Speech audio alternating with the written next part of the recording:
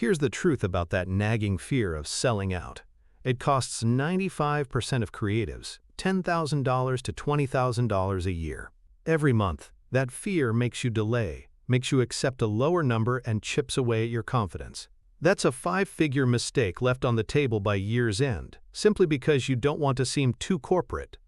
Let's stop that together. I'll show you how.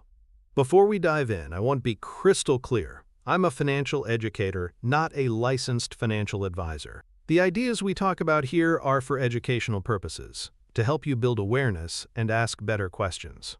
This isn't personalized financial advice, so please always consult with a qualified professional for your unique situation. Okay, let's get into it. At the heart of this fear is a story we tell ourselves, a story taught to us in art school, in films, and in our creative communities. It's the story of the sacred studio versus the corrupt boardroom. We believe, deep down, that our art lives in a pure, almost spiritual space, and that commerce is a dirty, compromising force that will taint it. To bring money into the studio feels like a betrayal of the craft itself. This mindset, while born from a genuine desire to protect our creative integrity, is precisely what causes us to leave that five-figure sum on the table.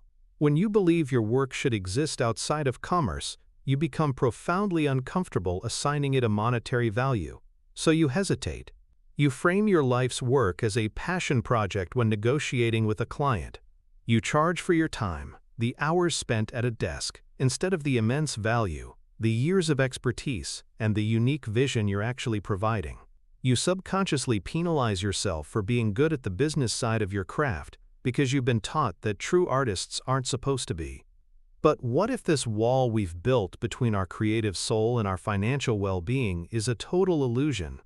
What if history's most celebrated artists actually operated from a timeless principle that we've been taught to ignore? That principle is beautifully simple, and it has nothing to do with corporate jargon or spreadsheets. It's the principle of value exchange. At its core, it states that a healthy, sustainable transaction isn't about one person winning and the other losing. It's about two parties freely and fairly exchanging things of value.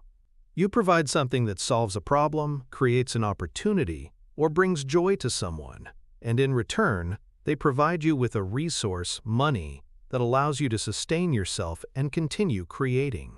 It's a cycle, not a compromise. This is where we, as creatives, get tangled up. We see the exchange as one-sided. We think we are giving away a piece of our soul, our art, and getting dirty money in return.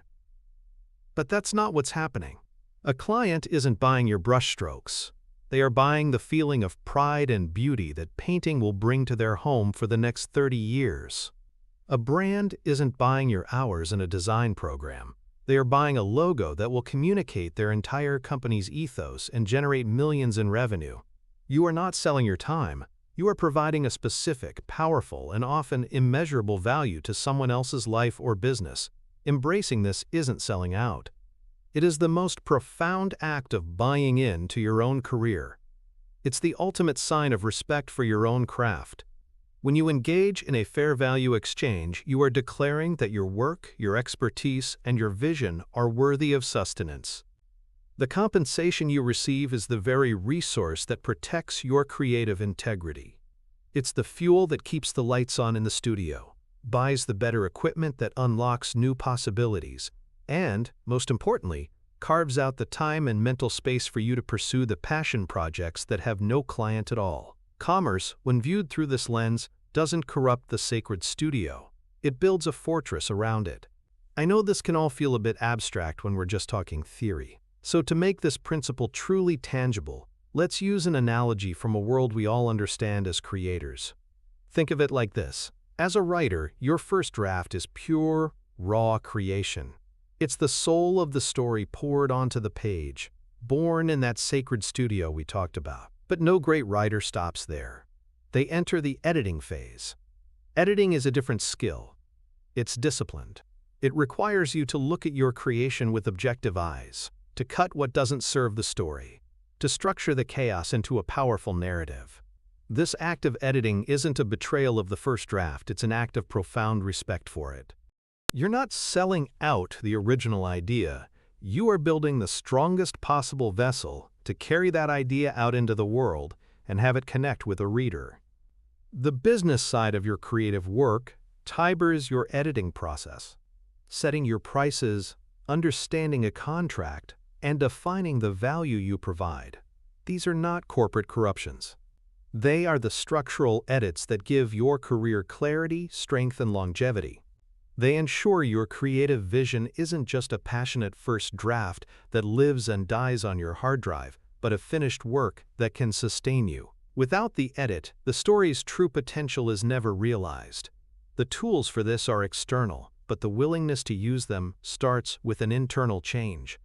So the real question becomes, what does it take to shift from seeing yourself as just the artist to becoming the master editor of your own career?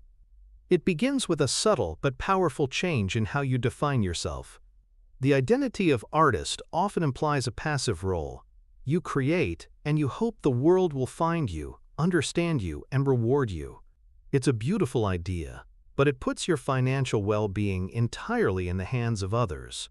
The shift is to embrace the identity of a creative professional. This doesn't mean you stop being an artist. It means you become the steward of your own art. A creative professional understands that their career is also one of their creations. They don't wait for permission or for someone else to set their value. They define it. They see a contract not as corporate jargon, but as a creative brief for the relationship. They view a budget not as a dirty negotiation, but as the resource allocation for a successful project. This isn't about becoming a different person.